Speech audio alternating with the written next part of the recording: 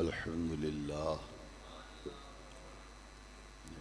الحمد لله وكفى وسلام على عباده الذين اصطفى خصوصا على سيد الرسل وخاتم الأنبياء وعلى آله وأصحابه أجمعين أما بعد فأعوذ بالله من الشيطان الرجيم بسم الله الرحمن الرحيم يا أيها الذين آمنوا اتقوا الله وقولوا قولا سديدا يصلح لكم أعمالكم ويغفر لكم ذنوبكم ومن يطع الله ورسوله فقد فاز فوزا عظيما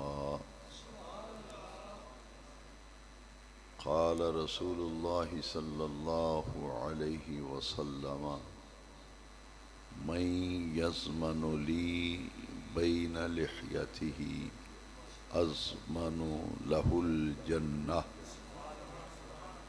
أو كما قال النبي صلى الله عليه وسلم إن الله وملائكته يصلون على النبي يا أيها الذين آمنوا صلوا عليه وسلموا تسليما الصلاة والسلام عليك يا رسول الله وعلى آلك وأصحابك يا سيدي يا خاتم النبيين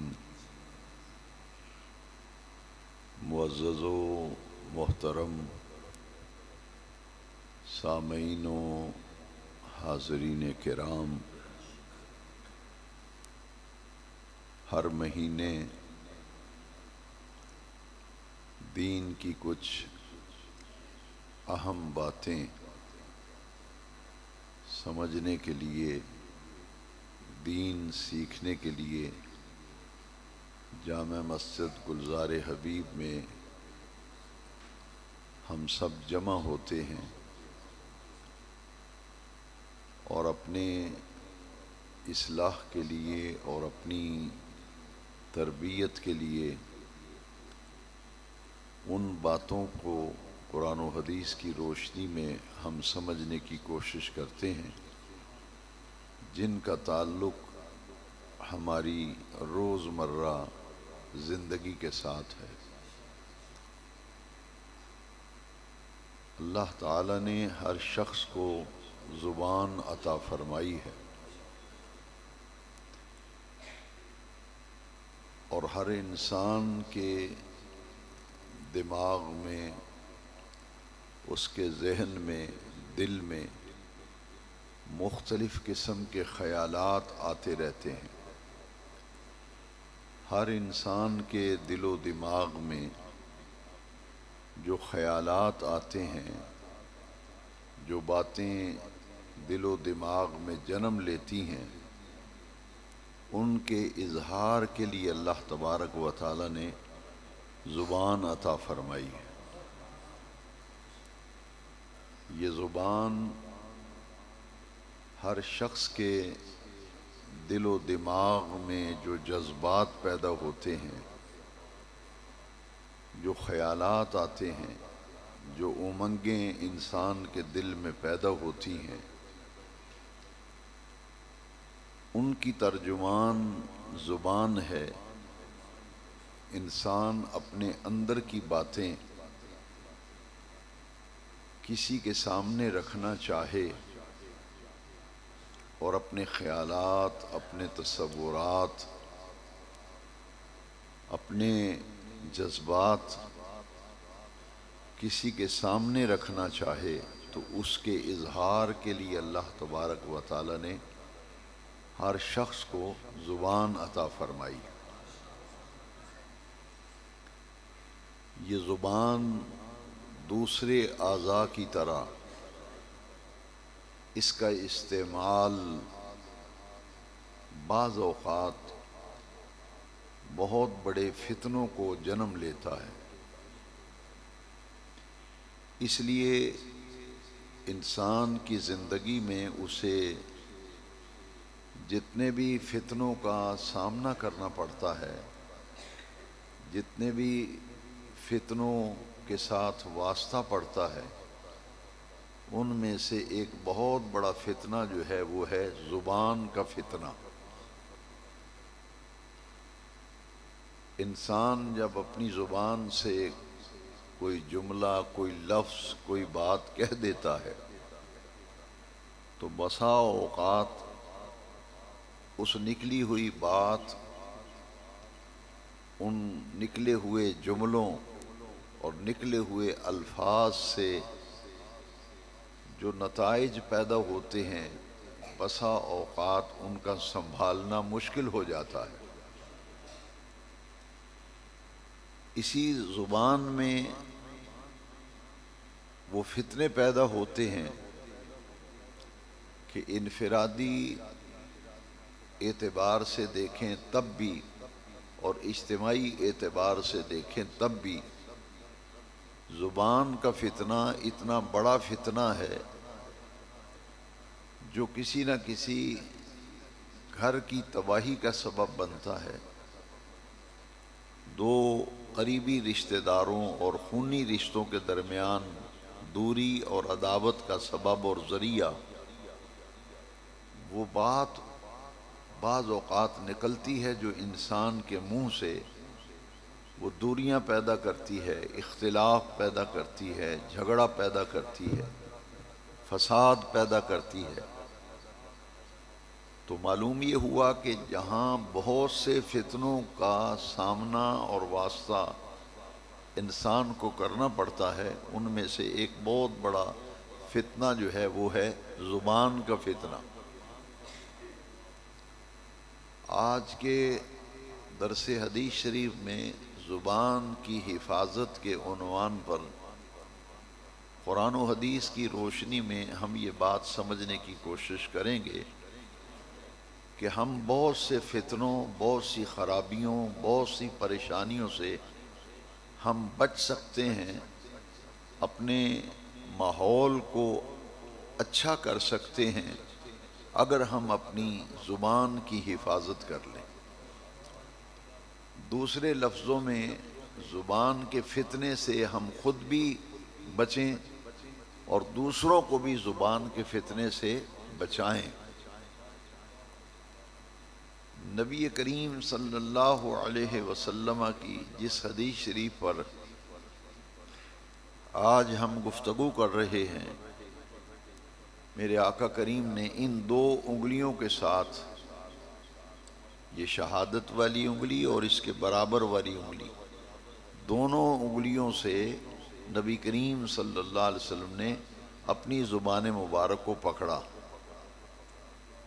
اس طرح حضور نے پکڑ کر صحابہ کرام کو متوجہ کیا اور فرمایا، تم میں سے جو کوئی مجھے اس کی ضمانت دے دے، اضمن لہ الجنہ، میں اس کو جنت کی ضمانت دیتا ہوں۔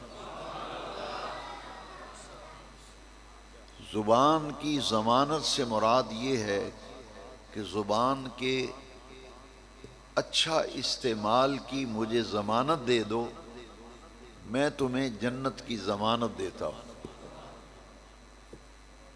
زبان کے کئی فتنے ہیں، ان میں سے سب سے بڑا فتنہ زبان کا ہے خلاف واقعہ بات کہہ دینا، جھوٹی بات کہہ دینا۔ خلاف واقعہ بات کہنا اور ہے اور جھوٹ بولنا مفہوم و معنی کے اعتبار سے اور ہے۔ تو جھوٹ خلاف واقعہ کوئی جملہ کوئی بات کہہ دینا، یہ زبان کے فتنوں میں سے بہت بڑا فتنہ ہے۔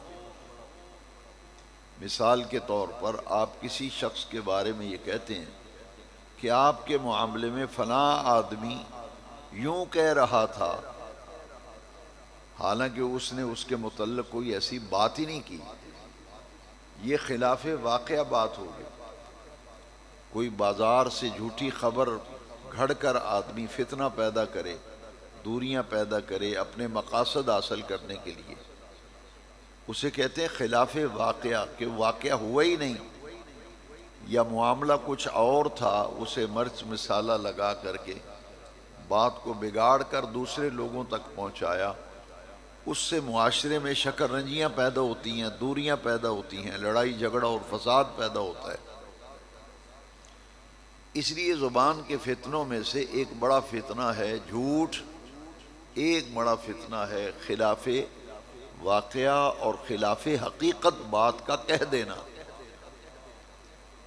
اور ان سے بھی ایک بڑا فتنہ ہے جس سے قرآن مجید میں بھی روکا گیا، وہ فتنہ ہے غیبت کرنا۔ غیبت کرنا، کسی کی پیٹھ پیچھے اس کی عدم موجودگی میں اس کی برائیاں کرنا، اس کی خامیاں بیان کرنا، یہ غیبت بہت بڑا گناہ ہے، جس کو قرآن مجید میں فرمایا گیا لا یغتب بعضکم بعضا، کہ ایک دوسرے کی غیبت نہ کیا کرو، کیونکہ غیبت کتنا بڑا گناہ ہے۔ ان یأکل لحم اخیہ میتا، غیبت کرنا ایسے ہے جیسے سگے مردہ بھائی کا گوشت کھانا ہے۔ جھوٹ خلاف واقعہ خلاف حقیقت بات کا کہنا، اور اس کے بعد ہے کسی کو گالی گلوچ کرنا، کسی کو گالی دینا، کسی کو برا بھلا کہنا، اور ایک فتنہ ہے ایسی بات کرنا جس سے سننے والے کی دل آزاری ہو۔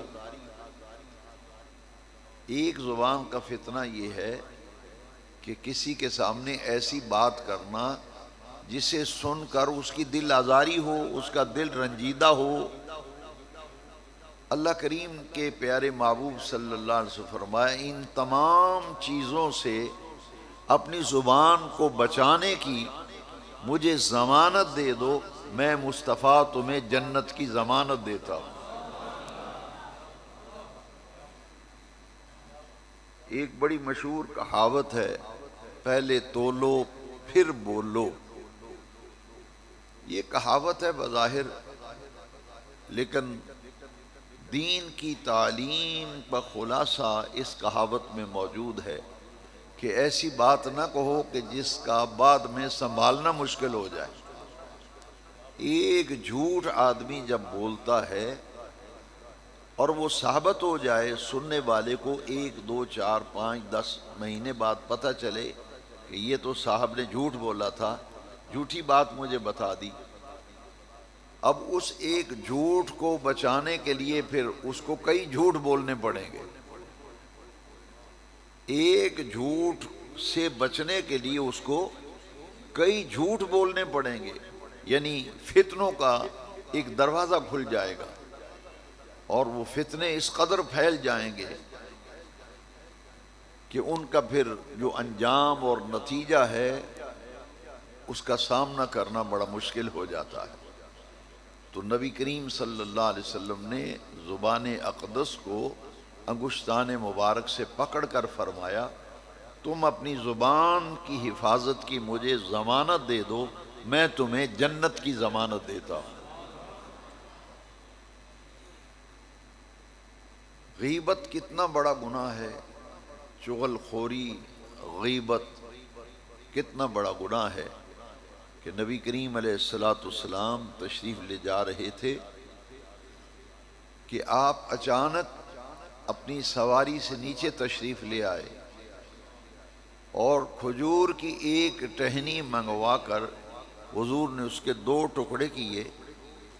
سامنے 2 قبریں تھیں، ایک کھجور کی تر ٹہنی کا حصہ ایک قبر پہ رکھا اور دوسری تر ٹہنی کا حصہ دوسری قبر پہ رکھا. تو صحابہ کرام نے پوچھا حضور یہ کیا معاملہ ہے؟ پہلے ایسا کبھی نہیں دیکھا ہم نے کہ آپ نے کسی قبر پر کھجور کی تر ٹہنی رکھی ہو، آج ہم نے پہلی مرتبہ دیکھا. حضور اس کی وجہ کیا ہے؟ تو سنیے حضور نے کیا فرمایا. فرمایا ان دونوں قبر والوں کو عذاب ہو رہا تھا اور میں نے تر ٹہنیاں ان دونوں کی قبروں پر رکھ دی ہیں کہ ہر تر شے، ہر شاداب شے، ہر ہری بھری شے اللہ کی تسبیح بیان کرتی ہے. تو جب تک یہ کھجور کی ہری بھری ٹہنیاں اللہ کی تسبیح بیان کرتی رہیں گی، دونوں قبروں سے عذاب کو دور کر دیا جائے گا. اور حضور نے فرمایا کہ ان دونوں قبر والوں کو عذاب کیوں ہو رہا ہے؟ حضور حیات برزخ کو مشاہدہ فرما رہے ہیں. عالم دنیا میں رہ کر حضور عالم برزخ کو دیکھ رہے ہیں اور میرے آقا کریم عذاب کی وجہ اور سبب بھی بیان فرماتے ہیں کہ ایک قبر والے کو اس لیے عذاب ہو رہا ہے کہ وہ چغل خور ہے، چغل خوری کیا کرتا تھا،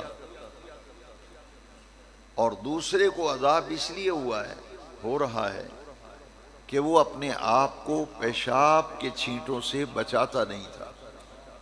اپنی طہارت، اپنی صفائی، اپنی ستھرائی کا خیال نہیں رکھتا تھا. پیشاب کے قطرے اور چھینٹے اس کے لباس پر، جسم پر گرتے رہتے تھے.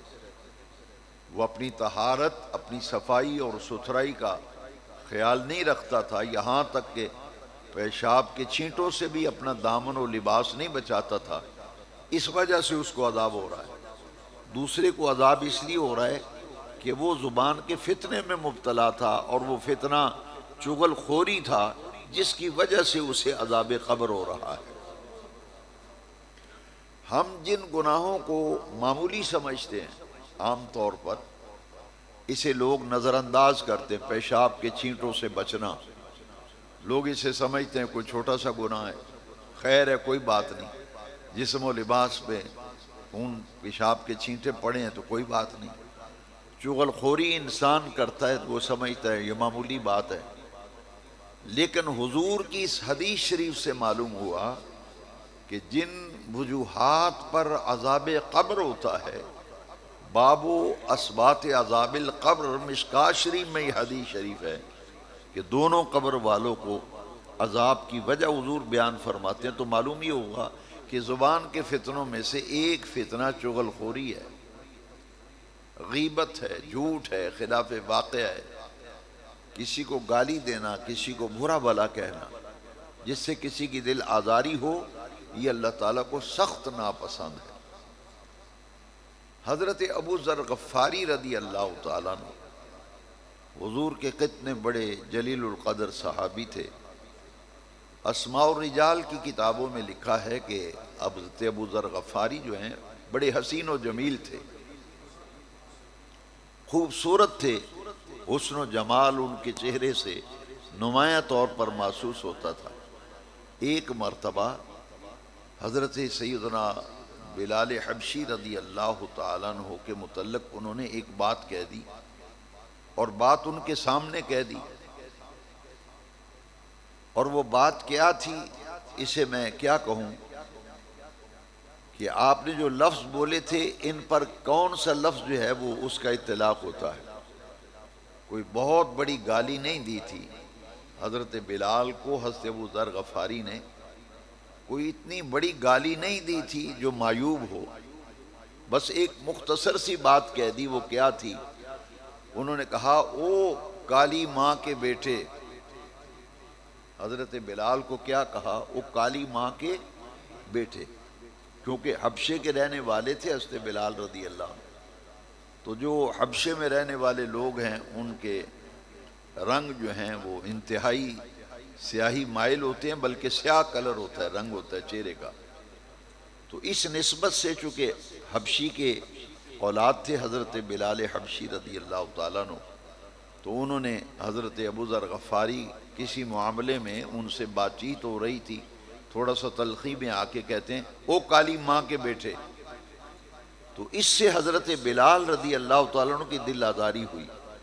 بظاہر دیکھا جائے تو کوئی اتنی بڑی گالی نہیں ہے کہ جس پر یہ گرفت کا اطلاق ہو، لیکن معاملہ یہ تھا کہ ان الفاظ سے حضرت بلال رضی اللہ تعالیٰ عنہ کا دل انور جو ہے وہ رنجیدہ ہوا، آپ کو دل آزاری ہوئی اور دلی تکلیف ہوئی، سیدھے حضور کی بارگاہ میں آئے،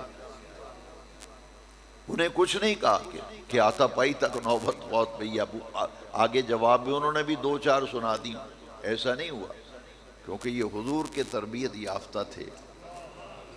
تو سیدھے حضور کی بارگاہ میں آئے اور آ کر عرض کیا حضور آج ابو ذر غفاری نے مجھے، آنسو بھی آ گئے بات کرتے ہوئے، کچھ لوگوں کے ساتھ مان ہوتا ہے، محبت ہوتی ہے، ان سے امید نہیں ہوتی کہ ایسی بات بھی کہہ دیں گے، ایسا ہی ہے نا، ان سے یہ توقع نہیں ہوتی کہ اتنی کم درجے کی بھی بات کریں گے،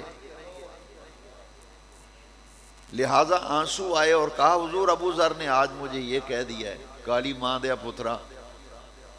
حضور نے فرمایا جاؤ پھر ابو ذر غفاری کو بلاؤ، شکایت کی حضور سے، حضور نے بلایا تو نبی کریم علیہ السلام نے فرمایا تو نے ابو ذر تو نے ایسی بات آج کہہ دی جس سے تیرے بھائی کا دل رنجیدہ ہوا ہے۔ حضور نے لفظ کتنے پیارے استعمال فرمایا، تیرے، بولیے کیا کہا، تیرے بھائی، یہ تیرا بھائی ہے، دینی بھائی ہے نا، کلمے کا رشتہ ہے، ایمان کا رشتہ ہے، دین کا رشتہ ہے، ساتھ یہ احساس بھی دلایا کہ یہ بات جس کے متعلق اور جس کو تو نے کہی ہے وہ کوئی غیر نہیں ہے، وہ تو تیرا بھائی ہے۔ اس کے اندر حکمت یہ تھی کہ تیرا بھائی یہ توقع رکھتا تھا کہ یہ بات بھی تیری زبان سے نہ نکلے، تو اس کی توقع کے خلاف تو نے یہ جملے بول دیے، کالی ماں کے بیٹے، تو اس کی دل آزاری ہوئی، حضور نے سرزنش بھی فرمائی، تنبیہ بھی فرمائی، اصلاح بھی فرمائی۔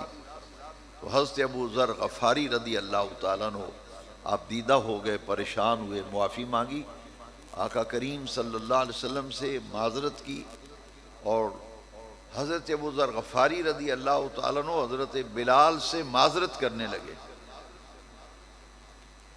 حضرت بلال نے کہا کہ تو نے میری دل آزاری کی ہے، ان لفظوں سے، ان الفاظ سے میرا دل رنجیدہ ہوا ہے کہ میری ماں تو قدرتی کالے رنگ کی ہے، پورے حبشے کے لوگ کالے رنگ کے ہیں، مگر تیرے یہ لفظ کہنا جو ہے یہ میری دل آزاری کا سبب بنا ہے۔ تو اب اس سے ابو ذر غفاری نے معافی مانگی، کہا بھائی جان مجھے معاف کر دیجئے، بس یہ ساون تلخی اور تیزی میں یہ جملے زبان سے نکل گئے، تو آپ مجھے معاف کر دیجئے۔ تو حضرت سیدنا بلال رضی اللہ تعالیٰ نے، حضور کے تربیت یافتہ تھے، دوسری بات ہی نہیں کی، فرمایا جب آپ معذرت کرتے ہیں تو میں آپ کی معذرت قبول کرتے ہوئے آپ کو معاف کرتا ہوں، آپ کو معاف کرتا ہوں۔ بات ختم ہو گئی کہ معافی تو مل گئی تھی، لیکن دیکھیے کیا مقام تھا ان ہستیوں کا۔ حضرت ابو ذر غفاری نے کہا نہیں ایسے نہیں، میں زمین پہ لیٹتا ہوں اور تم میرے اس رخسار پر، میں کروٹ کے بل لیٹتا ہوں، کروٹ لے کر، تو میرے رخسار کے اوپر اپنا پاؤں رکھ کر گزرو تاکہ مجھے اطمینان ہو جائے کہ واقعی تم نے مجھے معاف کر دیا۔ تو حضرت بلال نے کہا کہ بھائی جان ایسا نہ کریں، ہمارا تو رشتہ ہی بڑا پیارا ہے، آپ نے جو جملے نکلے معذرت کی، میں نے معذرت قبول کر لی اور میں نے دل سے معاف بھی کر دیا۔ فرمایا ابو ذر غفاری فرمانے لگے نہیں میری تسلی نہیں، میری تسلی تب ہوگی جب میرے رخسار کے اوپر پاؤں رکھ کر آپ گزریں گے تو میں سمجھ جاؤں گا آپ نے مجھے معاف کر دیا۔ وہ مان نہیں رہے اور یہ اصرار کر رہے ہیں کہ نہیں ایسا کرو گے تو میں سمجھوں گا معاف کیا۔ حدیث شریف میں آتا ہے کہ بڑی ضد کر کے اور بڑی سختی سے کہہ کر کے راضی کیا حضرت بلال کو کہ پاؤں میرے رخسار پر رکھ کر گزرے۔ قربان جائیں حضرت بلال آئے تیزی کے ساتھ اور پاؤں ایسے رکھا جیسے رکھنے کا احساس ہی نہ ہو، صرف اپنے بھائی کی اس بات کو پورا کرنے کے لیے پورا قدم ٹکایا نہیں ہے، بل ایسے ہی جیسے مس کر گیا ہے، چھو گیا ہے رخسار کو، تیزی سے آپ نے قدم اٹھایا اور آگے چلے گئے۔ حضرت ابو ذر غفاری اٹھ کے کھڑے ہو گئے، حضرت بلال کا ماتھا چوم لیا، فرمایا اب دل سے مجھے معاف کر دو۔ فرمایا دل سے معاف کر دیا۔ شریعت مطہرہ کی تعلیم یہ ہے کہ کسی مسلمان بھائی کے دل کو تکلیف پہنچانا، اسے رنجیدہ کرنا، یہ کتنا ناپسندیدہ عمل ہے، تو کسی کو تکلیف دینا، اذیت پہنچانا، اس کو تنگ کرنا، یہ پھر کتنا بڑا گناہ ہوگا۔ یہاں ایک اور حدیث شریف میں عرض کرتا ہوں، نبی کریم علیہ السلام نے فرمایا المسلم من سلم المسلمون من لسانہ ویدہ او کما قال علیہ السلام۔ حضور فرمایا حقیقی معنوں میں مسلمان تو وہ ہے جو اپنے ہاتھ سے بھی کسی کو اذیت نہ دے اور اپنی زبان سے بھی کسی کو اذیت نہ دے۔ حدیث کے یہ مفہوم میں نے سنایا ہے، ترجمہ کیا ہے؟ المسلم من سلم المسلمون من لسانہ ویدہ، حقیقی معنوں میں وہ مسلمان کہلانے کا حقدار ہے جس کے ہاتھ اور زبان سے اس کا دوسرا مسلمان بھائی سلامت رہے، اس کے ہاتھ سے بھی کسی کو تکلیف نہ پہنچے، اس کی زبان سے بھی کسی کو تکلیف نہ پہنچے۔ دین کتنا پیارا ہے، کتنی وسیع تعلیم ہے دین کی، کہ مسلمان کی شان بیان کی گئی کہ ہاتھ سے بھی تکلیف نہیں دیتا، زبان سے بھی تکلیف نہیں دیتا۔ تو حضور نے فرمایا مجھے دو جبڑوں کے درمیان جو ہے اس کی مجھے ضمانت دو، یعنی زبان، میں جنت کی ضمانت دوں گا۔ تو قرآن مجید فرقان حمید میں زبان کے فتنوں سے بچنے اور زبان کی حفاظت کے حوالے سے کتنی پیاری تعلیم قرآن مجید میں دی گئی۔ اور یہ نبی کریم رؤوف الرحیم صلی اللہ علیہ وسلم ہر نکاح کے خطبے میں حضور یہ آیت کریمہ پڑھا کرتے تھے۔ جو بھی حضور نکاح پڑھاتے، ہر نکاح کے خطبے میں حضور قرآن مجید کی اس آیت کریمہ کو ضرور تلاوت فرماتے تھے، کیونکہ ہمارے گھروں میں جو جھگڑے ہوتے ہیں میاں بیوی کے درمیان، ان میں بھی زیادہ عمل دخل جو ہے وہ زبان کی بے احتیاطی کا ہے۔ وہ زبان کی بے احتیاطی کی وجہ سے شوہر اور بیوی کے درمیان شکر رنجی ہوتی ہے، ناراضگیاں ہوتی ہیں، تلخی پیدا ہوتی ہے، ماحول جو ہے اس کے اندر تناؤ آتا ہے۔ تو حضور خطبے کے اندر، نکاح کے خطبے میں بالالتزام اس آیت کریمہ کی تلاوت فرماتے تھے، دراصل تعلیم امت کے لیے کہ تم بہت سے فتنوں سے بچ جاؤ گے اگر تم نے سوچ سمجھ کر بولنے کی عادت بنا دی، کیونکہ انسان کے جذبات، اس کے دل اور دماغ میں پیدا ہونے والے خیالات اور جذبات کی ترجمان اس کی زبان ہوتی ہے۔ لہذا جب دل اور دماغ کے جذبات و خیالات کی ترجمانی کرنے لگو تو عمدہ طریقے سے ترجمانی کرو، ایسے نہ کرو جس سے اگلے کے جذبات بھی مجروح ہوں، دل بھی رنجیدہ ہو، ماحول کے اندر تناؤ بھی آئے، ناراضگیاں بھی پیدا ہوں، شکر رنجیاں پیدا ہوں۔ ان ساری باتوں سے اپنا دامن بچاؤ۔ اب آیت کریمہ جو میں نے تلاوت کی ہے، اس آیت کریمہ میں اللہ تبارک و تعالی نے فرمایا یا ایہا الذین آمنو، اے وہ لوگو جن کے دامن میں ایمان ہے، اے ایمان والو، اے اہل ایمان، اتقوا اللہ، اللہ کا تقوی اختیار کرو، اللہ کا خوف، اس کی خشیت، تقوی ہمہ وقت تمہارے دل پر غالب رہے۔ وقولوا قولا سدیدا، اور جب بھی بات کیا کرو تو سیدھی بات کیا کرو۔ قولوا قولا سدیدا، سیدھی بات کیا کرو، یعنی گفتگو کے دوران مرچ مسالہ لگانا، بات کا بتنگڑ بنانا، جس سے حالات بگڑیں، خرابیاں پیدا ہوں، ان تمام کا ازالہ کر دیا گیا، روک تھام کر دی گئی، وہ دروازے بند کر دیے گئے جہاں سے فتنہ جنم لیتا ہے۔ اتقوا اللہ وقولوا قولا سدیدا، سیدھی بات کیا کرو، قول سدید اختیار کیا کرو۔ فائدہ کیا ہوگا؟ بے نیاز رب نے قرآن میں فرمایا یصلح لکم اعمالکم، تمہارے سارے عمل سمر جائیں گے، تمہارے سارے کام سمر جائیں گے۔ یصلح لکم اعمالکم، سب کام تمہارے سمر جائیں گے، درست ہو جائیں گے، ٹھیک ہو جائیں گے۔ وَيَغْفِرْ لَكُمْ ذُنُوبَكُمْ، ایک تو تمہارے کام بگڑے ہوئے ٹھیک ہو جائیں گے، سب عمل سب کام سمر جائیں گے، صرف قول سدید اختیار کرنے سے، سیدھی بات کرنے سے سب کام سمر جائیں گے۔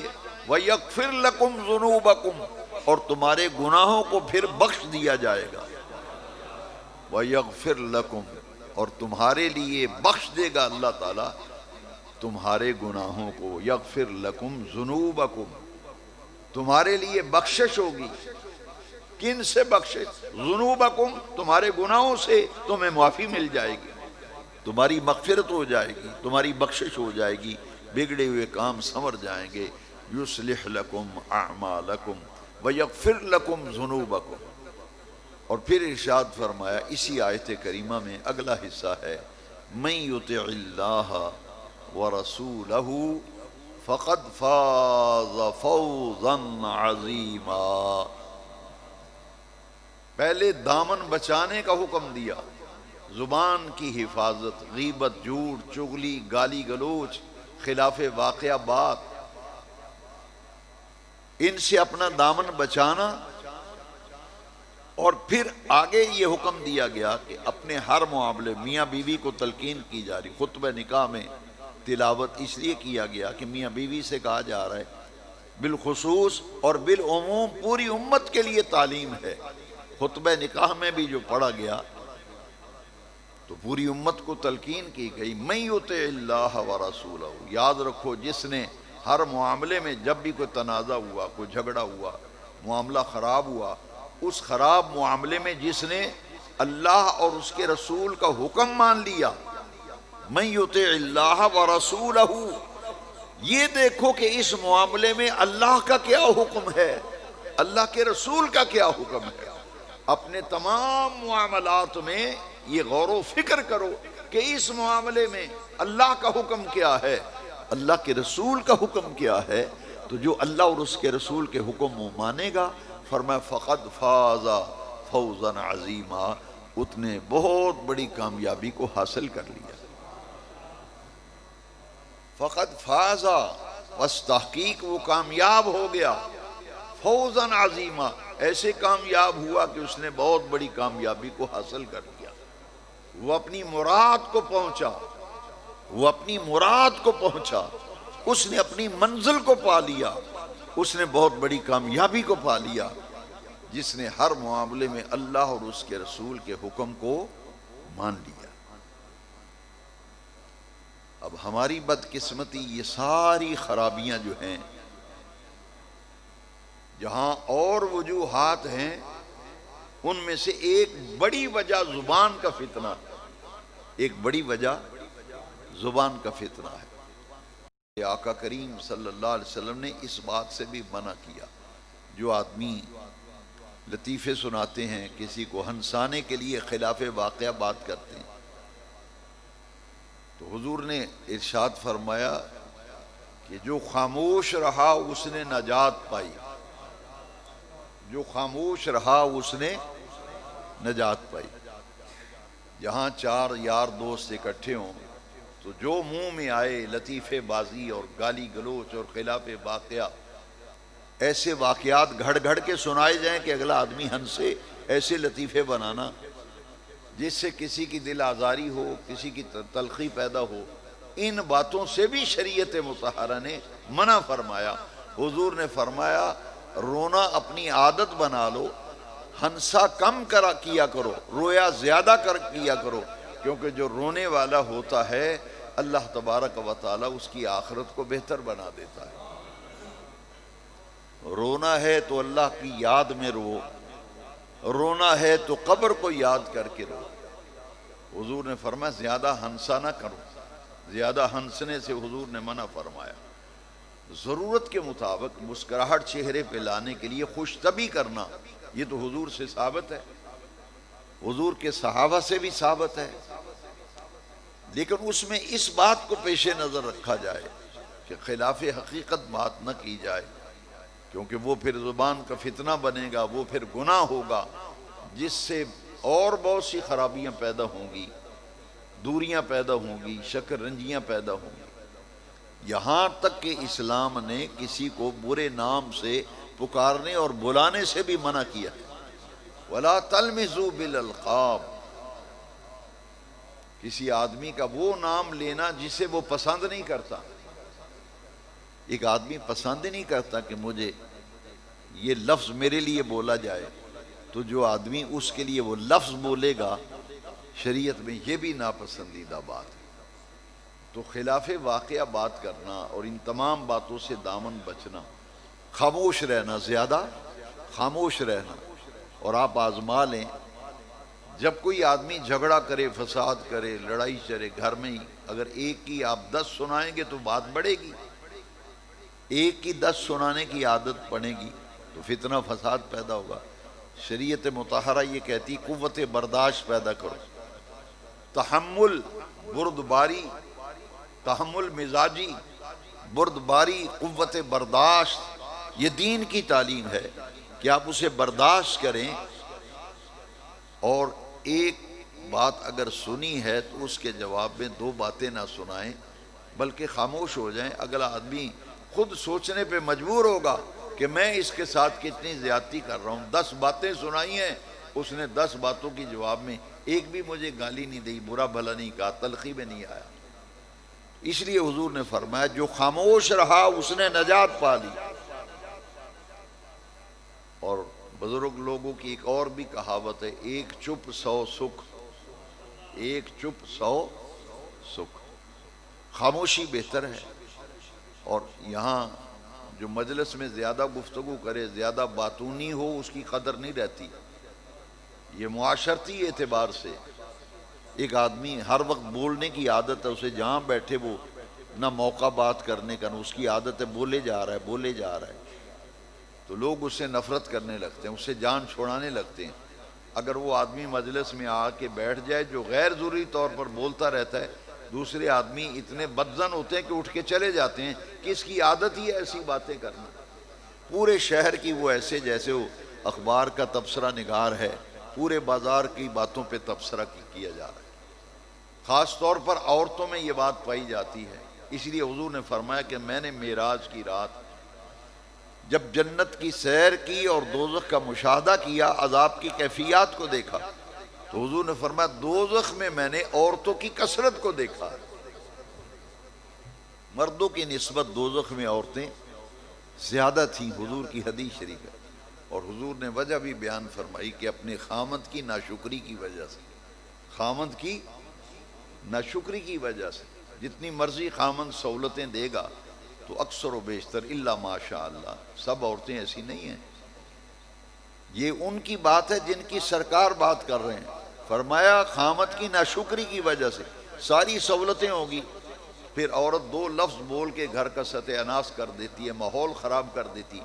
وہ کہتی ہے جدوں دی اس گھر وچ آئی ہیں میں تے سکھ ویکھیا ہی نہیں۔ یہ 2 جملے ہیں نا، بس زبان کے فتنے کی میں بات کر رہا ہوں۔ آج کا درس جو ہے زبان کے فتنوں سے دامن بچانے کی ہم بات کر رہے ہیں۔ اور پھر یہ کہے گی کہ جب سے میں آئی ہوں سکھ نہیں پایا، اور خدا جانے میرے ماں پیو نے کی اس گھر وچ ویکھیا سی ہے جی۔ پھر ماں باپ کو گالیاں دیتی ہیں عورتیں، یہاں تک کہ میں نے خود ایک عورت کو دیکھا اپنے ماں باپ کو کہتی کنجراں ہورے کی ویکھیا سی اس گھر وچ، ایتھے تے زہر بھی کھان نو کوئی نہیں۔ یہ سب ناشکری کے جملے ہیں نا۔ تو حضور نے ارشاد فرمایا کہ دوزخ میں نے خواتین کو زیادہ جلتے ہوئے دیکھا، اور فرمایا اس کی وجہ یہ تھی کہ خامد کی ناشکری تھی اور زبان سے ایسے جملے بولتی تھی جس سے گھر میں فساد پیدا ہوتا تھا، جس سے گھر میں شکر رنجیاں پیدا ہوتی تھیں، ناراضگی ہوتی تھی۔ تو حضور نے فرمایا کہ اپنی جس نے زبان کی حفاظت کر لی اور مجھے ضمانت دے دی، اس کی زبان کے استعمال کی ضمانت دے، میں اس کو جنت کی ضمانت دیتا ہوں۔ بہت بڑی بات ہے، بہت بڑی بات، میں اس کے لیے جنت کا ضامن ہوں۔ حاضرین محترم، تو بجائے اس کے کہ آدمی زبان سے ایسے باتیں کرے جس سے بندے کے اعمال کا نقصان ہو اور زبان کے فتنوں میں بندہ مبتلا ہو، تو اس زبان کو کیسے استعمال کرنا چاہیے؟ پہلے ہم نے زبان کے فتنوں کی بات کی، زبان کی حفاظت کی بات کی، اب اس کے استعمال کی بات ہم کرتے ہیں، استعمال کی بات کرتے ہیں کہ اپنی زبان کو کیسے استعمال کرنا چاہیے۔ حضور نبی کریم صلی اللہ علیہ وسلم کے ایک صحابی حضرت معاذ رضی اللہ تعالیٰ عنہ، انہوں نے عرض کیا حضور مجھے کوئی نصیحت فرمائیں جس پر عمل کر کے دنیا اور آخرت کی زندگی میں سرفراز اور سرخرو ہو جاؤں۔ تو دیکھیے یہ ہے زبان کا صحیح استعمال، یہ ہے زبان کا صحیح استعمال۔ حضور نے فرمایا کہ ان تموت ولسانک رطب بذکر اللہ عز وجل، حضور فرمایا تجھے موت جب آئے نا، فرمایا اے معاذ میری یہ نصیحت پلے باندھ لے، یہ دل پر لکھ لے، تجھے جب موت آئے تو تیری زبان اللہ کے ذکر سے تر ہو، تیری زبان اللہ کے ذکر سے تر۔ کتنی پیاری بات ہے کہ زبان کا استعمال ایسے ہے کہ جب موت آئے تو اللہ کے ذکر سے تر، رطب کا لفظ حضور نے استعمال فرمایا، وَلِسَانُكَ رَطْبٌ بِذِكْرِ اللَّهِ عَزَّ وَجَلَ، تیری زبان اللہ کے ذکر سے تر ہو۔ تو اللہ کے ذکر سے کب تر ہوگی؟ جب دنیا میں اس کو اللہ کے ذکر کی عادت پڑی ہوگی، دنیا میں اللہ کے ذکر کی عادت پڑی ہوگی۔ تو زبان کا استعمال ہمیں کہاں کہاں کرنا چاہیے، اس کے لیے 2-3 حدیثیں میں عرض کرتا ہوں، اور اس میں بڑی حکمت ہے۔ صحابہ کرام نے ایک مرتبہ حضور کے وہ صحابہ جو مالی اعتبار سے کمزور تھے، مالی اعتبار سے کمزور تھے، کچھ صحابہ ایسے تھے جو متمول تھے، امیر ترین صحابہ میں لوگ تھے، کاروباری لوگ تھے، جیسے حضرت عثمان غنی ذی النورین رضی اللہ عنہ، بہت بڑے تاجر تھے، منڈی میں ایک نام تھا بحیثیت تاجر۔ حضرت ابوبکر صدیق رضی اللہ تعالیٰ عنہ بہت بڑے تاجر تھے، ان کی دیانت داری، امانت داری پوری منڈی کے اندر معروف تھی، تاجر تھے بہت بڑے۔ خود نبی کریم علیہ السلام نے اعلان نبوت سے پہلے حضور تجارت فرماتے تھے، حضور اعلان نبوت سے تجارت حضور فرماتے تھے، مکے کی منڈی سے مال لے کر شام کی منڈیوں میں تشریف لے جاتے، وہاں سے مال لا کے مکے کی منڈی میں حضور لاتے تھے۔ لیکن اعلان نبوت کے بعد حضور نے پھر پوری حیات طیبہ میں کبھی حضور نے پھر تجارت نہیں فرمائی، اعلان نبوت کے بعد۔ تو حضور خود تاجر تھے بہت بڑے، تجارت فرماتے تھے اعلان نبوت سے پہلے۔ تو جو غریب صحابہ تھے نا، مالی اعتبار سے کمزور، انہوں نے حضور سے عرض کیا کہ حضور ہم پریشان ہیں کہ آپ جب کبھی بھی اللہ کے راستے میں خرچ کرنے کا حکم دیتے ہیں تو جو امیر صحابہ ہیں، کاروباری ہیں، تاجر ہیں، پیسے والے ہیں، تو حضور وہ اللہ کے راستے میں جی کھول کے پیسے لٹاتے ہیں، مال لٹاتے ہیں، جیسا کہ حضرت عثمان غنی نے اکیلے بیر روما خرید کر مسلمانوں کے لیے وقف کر دیا تھا۔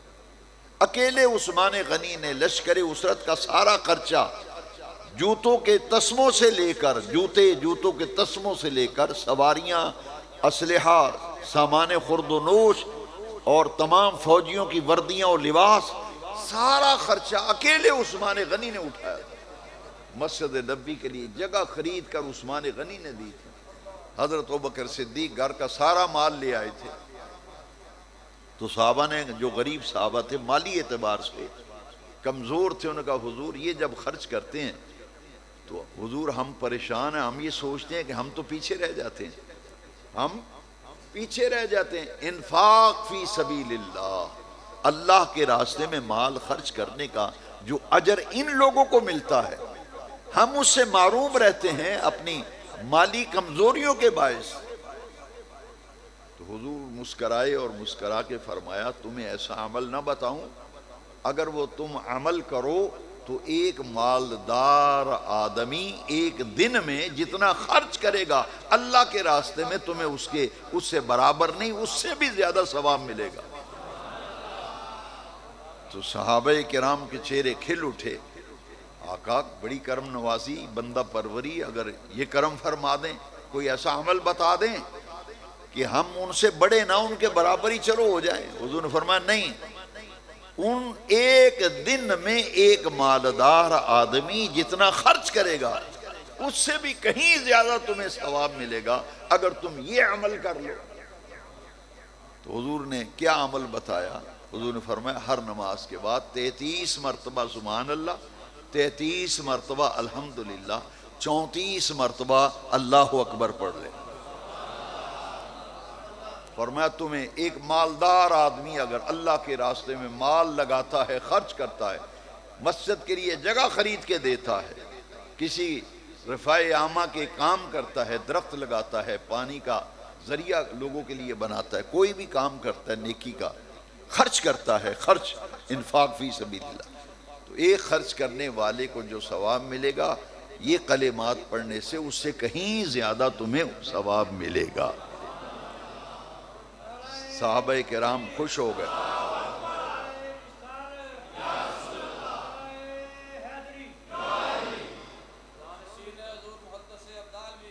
اور اس میں ایک حکمت ہے، یہاں ایک بات میں آپ سے کہنا چاہتا ہوں، تمام سامعین ذرا توجہ فرمائیں۔ ایک آدمی کہتے ہیں نہیں جی میں تو 100 وری پڑھنا، میں نے کہا نہیں 100 دفعہ نہیں، کیونکہ وہ پھر خلاف سنت ہو جائے گا، وہ اس کے پڑھنے کا ثواب تو تمہیں ملے گا، لیکن حضور نے جو 33 کا لفظ فرمایا نا اس میں کوئی حکمت ہے۔ سبحان اللہ الحمدللہ 33 مرتبہ اور اللہ اکبر 33 مرتبہ نہیں، وہ فرمایا 34 مرتبہ۔ تو یہ جو عدد ہے نا، عدد 33 کا اور پھر 34 کا، اس میں کوئی حکمت ہے نا۔ تو جب سرکار نے فرما دیا کہ ہر نماز کے بعد اتنی بار پڑھو، پھر ہمیں حق نہیں کہ یہاں بڑھاتے پھریں، اور موقع تھوڑے ہیں بڑھانے کے لیے، اور تسمیہ نکالنی ہے اور اوقات میں نکالیں، یہاں نماز کے بعد پڑھنا ہے تو یہی سنت طریقہ ہے جیسے حضور نے فرمایا، اتنی ہی تعداد میں پڑھنا ہوگا، اتنی ہی تعداد۔ اب یہاں ایک بات کا، اسے کہتے ہیں تسبیح فاطمہ، ان تینوں اوراد کا نام کیا ہے؟ تسبیح زہرا بھی اسے کہتے ہیں، کیونکہ نبی کریم علیہ السلام نے حضرت زہرا پاک سے یہ فرمایا تھا۔ انہوں نے عرض کی تھی حضور یہ جتنی کنیزیں ہیں ان میں سے ایک مجھے بھی خدمت کے لیے گھر کے کام کاج کے لیے دے دیجیے۔ حضور نے فرمایا اے زہرا تمہیں وہ کلمات نہ بتاؤں، اگر تم پڑھو تو تمہیں کنیز کی حاجت ہی نہ رہے، اس لیے اس کا نام تسبیح فاطمہ بھی ہے اور تسبیح زہرا بھی ہے۔ ایک بڑا بابو ٹائپ آدمی تھا، اس کی سمجھ میں یہ بات نہ آئے تو وہ حضرت مفتی کفایت اللہ کافی رحمۃ اللہ علیہ سے الجھ پڑا، کہتا جی میں 33 واری نہیں پڑھتا، میں 100 واری پڑھوں گا تو کی ہو جائے گا۔ کم عقل تھا، بے وقوف تھا، یہ تو حضور کی حدیث سنا رہے ہیں، وہ آگے سے بحث کر رہا ہے، اور ہمیں بھی کئی ایسے بے وقوف ٹکرتے ہیں، ہم حضور کی حدیث سناتے ہیں یا آیت سناتے ہیں تو وہ آگے سے بحث کرنے لگتا ہے۔ میں کہتا ہوں بھئی میں نے تمہیں قرآن سنایا ہے، میں اس سے آگے بحث نہیں کرتا، میں نے آیت سنا دی ہے، حدیث سنا دی ہے، تیری سمجھ میں نہیں آئی تو تیری قسمت، میں بحث و تمیز سے بڑی جان چھوڑاتا ہوں اور اسے فضول سمجھتا ہوں، اسے وقت کا بھی نقصان ہے اور طبیعتیں بھی بگڑتی ہیں۔ مفتی کفایت اللہ کافی صاحب نے کتنی پیاری مثال دے کے نا اس کا منہ بند کر دیا۔ آخر وہی شخص جو اکڑ کے سلام لیتا تھا مفتی صاحب کے پاؤں چوم لیے۔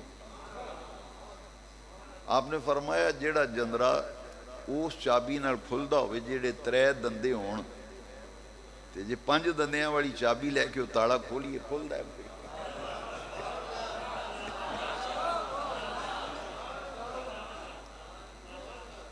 تو تو آکھے نہیں جی ویکھو جی یہ تینوں والے نال کھلدا ہے، میں تو ود دندیاں والی چابی لیا۔ تو وہ ہاتھ باندھ کے معافی مانگتے، کہتا جی ہن میری سمجھ آ گئی۔ فرمایا حدیث تیری سمجھ میں نہیں آئی تو یہ ہے عقل قرباں کن بپیش مصطفیٰ۔ بھئی جب بندے کے سامنے اللہ کا قرآن آ جائے، حضور کی حدیث آ جائے تو ہمیں کیا پتا کہ اس میں کیا حکمت ہے، اس میں کیا حکمت ہے، یہ تو خدا جانے یا مصطفیٰ جانے۔ تو اپنی زبان کا صحیح استعمال، یہ بات کر رہے، پہلے ہم نے فتنوں کا ذکر کیا، اب زبان کے صحیح استعمال کی بات کر رہے ہیں۔ امام بخاری کا نام تو آپ سب نے سنا ہے الحمدللہ۔ امام بخاری وہ محدث ہیں جنہیں حضور کی 6 لاکھ حدیثیں زبانی یاد تھیں۔ کتنی حدیثیں؟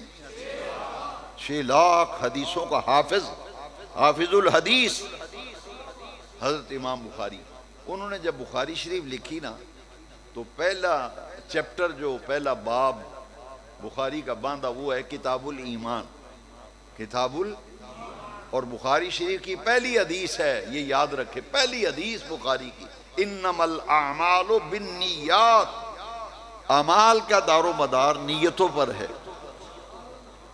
اعمال کا دار و مدار، یہ پہلی حدیث ہے۔ جب وہ بخاری شریف ساری مکمل ہوگی نا، بخاری شریف ساری مکمل ہو گئی تو حضرت امام بخاری کئی دن سوچتے رہے کہ آخر میں کون سی حدیث لاؤں۔ میں نے شروع کی تھی انما الاعمال بالنیات، کیونکہ جتنی بھی حدیث کی کتابیں ہیں نا، حدیث کی جتنی بھی کتابیں ہیں، ہر کتاب عموماً اس حدیث سے شروع ہوتی ہے، انما الاعمال بالنیات، کہ عمل ہے، حدیث لکھنا ہے تو اس کا دار و مدار نیتوں پر ہے، تو میری نیت یہ ہے حدیث شریف جمع کرنے۔ تو سوچ میں پڑ گئے کہ آخری حدیث کون سی لاؤں۔ اللہ اکبر۔ یہاں 2 قول ہیں، ایک تو یہ ہے کہ غیب سے ان کی رہنمائی ہوئی، بہرحال جیسے بھی، پھر جو حدیث لائے نا وہ حدیث میں سنانا چاہتا ہوں۔ زبان کے صحیح استعمال کے لیے اس سے بڑا نسخہ کوئی نہیں، اس سے بڑا نسخہ میری نظر میں کوئی نہیں۔ امام بخاری جو پہلی حدیث ہے بخاری کی انما الاعمال بالنیات، یہ معلومات میں اضافے کے لیے عرض کر رہا ہوں، اور آخری حدیث ہے حضرت ابو ہریرہ رضی اللہ تعالیٰ عنہ، حدیث کے راوی وان ابی ہریرہ رضی اللہ تعالیٰ عنہ قال قال رسول اللہ صلی اللہ علیہ وسلم کلمتان خفیفتان علی اللسان ثقیلتان فی المیزان حبیبتان الی الرحمن سبحان اللہ و بحمدہ سبحان اللہ العظیم۔ کہہ دیجئے سبحان اللہ و بحمدہ سبحان اللہ العظیم، سبحان اللہ و بحمدہ سبحان اللہ العظیم۔ فرمایا کہ حضور نے ارشاد فرمایا، ابو ہریرہ فرماتے ہیں نبی کریم علیہ السلام فرمایا 2 کلمے ایسے ہیں جو زبان پر بہت ہلکے ہیں، خفیفتان علی اللسان، چونکہ آج موضوع زبان کی حفاظت ہے تو میں حدیث بھی وہ لا رہا ہوں جس میں زبان کا ذکر ہے۔ خفیفتان علی اللسان، عربی میں زبان کو لسان کہتے ہیں۔ حضور نے فرمایا زبان پر بہت ہلکے ہیں، ان پڑھ سے ان پڑھ بندہ، الٹریٹ ان پڑھ جاہل بھی ہو، جب وہ یہ 2 کلمے پڑھے گا تو آسانی سے اس کی زبان پہ جاری ہو جائے گا، اس کو دقت نہیں، دشواری نہیں، سمجھانا نہیں پڑے گا، آسانی سے جاری ہو جائے۔ فرمایا زبان پر بہت ہلکے ہیں، ثقیلتان فی المیزان، قیامت کے دن جب اعمال تولے جائیں گے تو وہاں بہت بھاری ہوں گے، بہت وزنی ہوں گے، بہت بھاری ہوں گے، میزان میں ان کا بڑا وزن ہوگا۔ اور سب سے بڑی بات آخری بیان فرمائی حبیبتان الی الرحمن، رحمان کو یہ 2 کلمے بڑے ہی پسند ہیں۔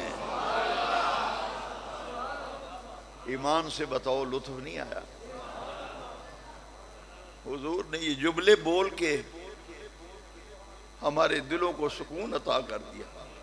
فرمایا جب بندے کا یہ تصور ہو، اپنی بیوی کی محبت میں آ کر کوئی آدمی یہ اگر سوچے کہ میری بیوی کو یہ بات پسند ہے، یہ چیز پسند ہے، وہ اس کے لیے غیر ملک میں جائے یا سفر پہ تحفے لے کے آتا ہے، میری بیوی کو یہ چیز بڑی پسند ہے، میری ماں کو یہ چیز بڑی پسند ہے، میرے ابا جی اسے بڑا پسند کرتے ہیں، کوئی فروٹ لے آئے تو کہ میرے ابا جان یہ پھل بڑا شوق سے کھاتے ہیں، میری ماں یہ شوق سے کھاتی، چلو اماں جی واسطے لے جاؤں، میرے تھی تے پتر میری بیٹی ہے چیزاں پسند کر دی کھان پین والیاں لے آؤ، تم اس کی خوشنودی کے لیے لاؤ۔ تو حضور نے فرمایا یاد رکھو حبیبتان الی الرحمن، کیا خوش قسمتی ہے بندے کی جب وہ جملے پڑھے تو اپنے ذہن و ضمیر پر غالب کرے یہ وہ جملے ہیں جو میرے رحمان کو بڑے پسند ہیں۔ حبیبتان الی الرحمن، رحمان کو یہ دو کلمے بڑے پسند ہیں۔ اگر رب کو پسند آ گئے تو رب راضی ہو گیا تو سمجھو آخرت سنور گئی۔ تو ہمارا تو مسلمان کا ہر نیک عمل ہے ہی اس لیے کہ رب راضی ہو جائے، اس کے علاوہ اور کوئی مقصد ہی نہیں۔ مسجد میں آتے ہو تو رب راضی کرنے کے لیے، درس حدیث میں آتے ہو رب کو راضی کرنے کے لیے، جمعے کے خطبات میں آتے ہو کہ رب راضی ہو جائے۔ ہماری مسلمان کی زندگی کی دوڑی اس منزل تک ہے کہ مسلمان کا ہر کام اس مقصد کے لیے ہے کہ میرا رب کریم میرے اوپر راضی ہو جائے۔ میں اکثر اپنے جو بھی محبت کرنے والے چاہنے والے بات اسی ایک آدمی بات کو اہمیت ہی نہیں دیتا تو اسے کیا فائدہ ہوگا؟ جو میری بات کا کچھ وزن محسوس کرتے ہیں، کچھ میرے بیانات سننے کی طرف رغبت رکھتے ہیں، میں انہیں اکثر کہا کرتا ہوں اور اسی بات پر آج درس ختم کر رہا ہوں۔ میں نے کہا اپنی زندگی کا مقصد بنا لو۔ ہر بندے کی زندگی کا ایک مقصد ہونا چاہیے نا، وہ بھی کوئی بندہ ہے جو بے مقصد زندگی گزارے۔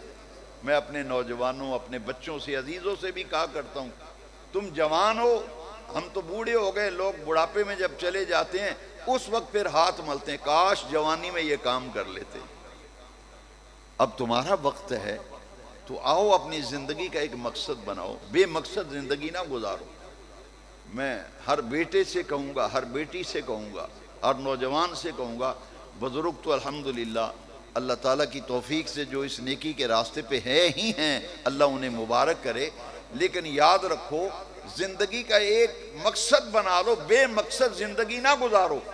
وہ بھی کوئی انسان ہے جو بے مقصد زندگی گزارے، اس سے پوچھ جی بس ایویں ہی جی اتھے کیوں بیٹھو جی ایویں ہی بیٹھا ہے، کدھر چلو بس ایویں ہی چلنا ذرا نہیں۔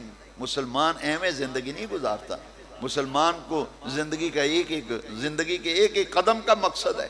وہ حدیث شریف نہیں ہے، ایک آدمی نے کہا جی میں نے مکان میں روشن دان رکھا ہے اس لیے کہ تازہ ہوا ہے، فرمایا اگر یہ نیت کر لیتا کہ یہاں سے اذان کی آواز آئے گی، بات تو نیت کی ہے، انما الاعمال بالنیات۔ تو ہمیں اپنی زندگی کا مقصد بنانا چاہیے۔ میں اپنے دوستوں سے کہتا ہوں کہ کسی ایسی جگہ یہ آیت کریمہ لکھ کے لگا دو تاکہ دن میں 2 دفعہ گھر سے نکلتے وقت اور آتے وقت تو نظر پڑے نا، تو زندگی کا مقصد یاد ہو جائے کہ میری زندگی کا یہ مقصد ہے۔ مسلمان کی زندگی کا مقصد کیا ہے؟ ہم دنیا میں کیوں آئے ہیں؟ دیکھیے قرآن کی آیتوں میں ہر مسلمان کی زندگی کا نصب العین بیان کیا گیا، مقصد بیان کیا گیا۔ کل ان صلاتی و نسکی و محیای و مماتی للہ رب العالمین۔ اللہ کریم نے فرمایا اے میرے محبوب آپ فرما دیجئے بلا شبہ میری نماز، ان صلاتی میری نماز، و نسکی میری قربانی، و محیای میرا زندہ رہنا، و مماتی میرا دنیا سے چلے جانا، للہ رب العالمین اس اللہ کے لیے ہے جو تمام جہانوں کا پروردگار ہے۔ یہ ہے ہماری زندگی، ہمارا جینا اللہ کے لیے، ہمارا مرنا اللہ کے لیے، ہماری نماز اللہ کے لیے، ہماری قربانی اللہ کے لیے۔ تو بندے کو کام وہ کرنے چاہیے جن کاموں کو اللہ پسند کرتا ہے۔ حبیبتان الی الرحمن، رحمان کو یہ 2 کلمے بڑے پسند ہیں، بڑے پسند ہیں۔ وہ کیا ہیں؟ سبحان اللہ و بحمدہ، سبحان اللہ العظیم، سبحان اللہ و بحمدہ، سبحان اللہ۔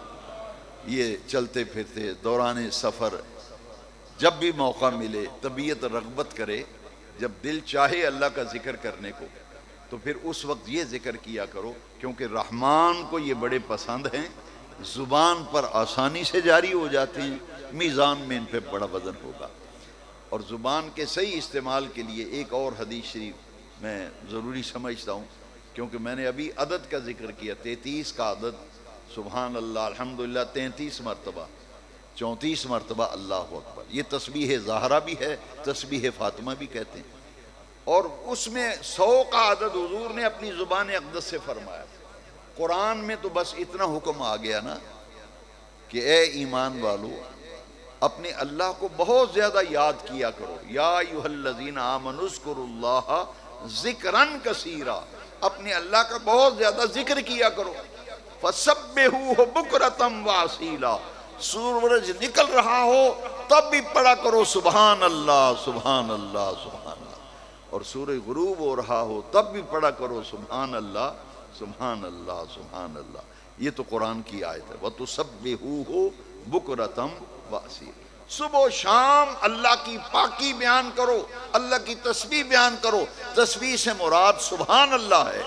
اور اس آیت کریمہ کی تفسیر میں مفسرین کرام نے لکھا کہ میرے نبی پاک صلی اللہ علیہ وسلم فرمایا، جو بندہ سورج نکلتے وقت 100 مرتبہ پڑھے اور سورج غروب ہوتے وقت 100 مرتبہ پڑھے سبحان اللہ وبحمدہ سبحان اللہ وبحمدہ سبحان اللہ وبحمدہ، یہاں یہی لفظ ہے، اس حدیث میں بس اتنے لفظ ہیں، سبحان اللہ وبحمدہ، جو 100 مرتبہ سورج نکلنے کے وقت 100 مرتبہ سورج غروب ہوتے وقت پڑھے گا، حضور نے فرمایا اس کے گناہ اگرچہ سمندر کے جھاگ کے برابر بھی ہوں اللہ تعالیٰ معاف فرما دے گا، اللہ تعالیٰ معاف فرما۔ یہ ہے زبان کی حفاظت، زبان کے فتنوں سے بچنا۔ اللہ مجھے اور آپ کو عمل کی توفیق دے۔